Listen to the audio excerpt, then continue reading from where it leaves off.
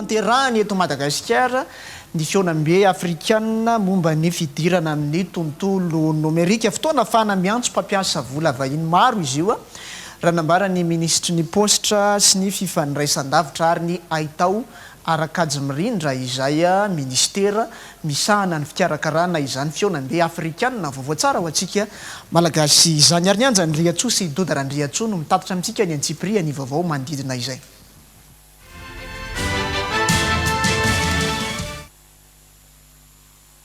Firenena efatra amby roapolo no andray anjara amin'ny ITDI, Assise de la transformation digitale en Afrique, fampiroporoboana nomerika no tanjona.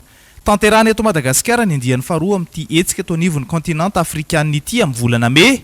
Hisarika mpampiasa vola i Madagasikara raha ny fanazavana. Ao anatin'ny promotion an'ny destination Madagascar en tant que promotion amin'ny ho an'ny investisseur zany anampy atsika amin'ny fampiroporoboana ny économie numérique ka ao anatin'izany zany Madagascar ny tanjontsika dia ho hub régional ho an'ny faritra ranomasimbe indiana fa indrindrindrina eto Afrika satria manana ny fahaizana manao tsika amin'ny tanora amin'ny resaka teknolojia vaovao ka ao anatin'izany ihany koa no ahafahantsika zany miantso ireo mpiara-monina toka amin'ny sehatra tsy miankina miinvestir eto Madagasikara.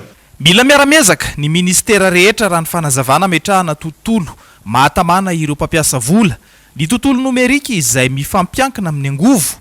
Ankoatr'izay toy izao ny fanazavan'ny ministra raha nanontanian'ny mpanao gazety momba ny fandraisana fepetra manoloana ireny fisolokiana amin'ny mobile money ireny.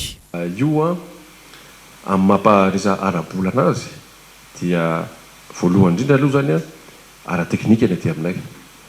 Ny any amin'ny resaka fiarovana ny mpanjifa, raha mpanjifa ohatrany hoe zasianao mampiasa mobile money dia any amin'ny ministère de l'industrie sy ny varotra. Dia avy eo any amin'ny resaka délinquance financière na brigade financière dia mizara roa ndray any amin'ny brigade financière moa zany any amin'ny MEF dia ndray na any amin'ny police na any amin'ny gendarme.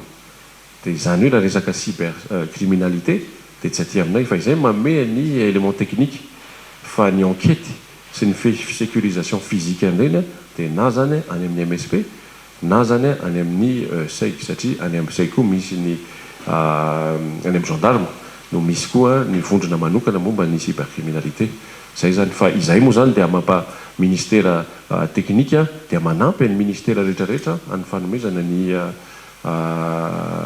élément technique ny outil technique ahafahana manatanteraka ny asan'ny zareo. Mandeha tsikelikely ny dirana amin'ny TNT raha ny fanazavana eo am-pandiniana ny tolotra avy amin'ny orinasa samihafa azahoana miroso amin'izany ny fanjakana. Nisy fiatoana fa tsy maintsy ho tohizana ny fidirana amin'izay télévision numérique terrestre izay raha ny fanazavana.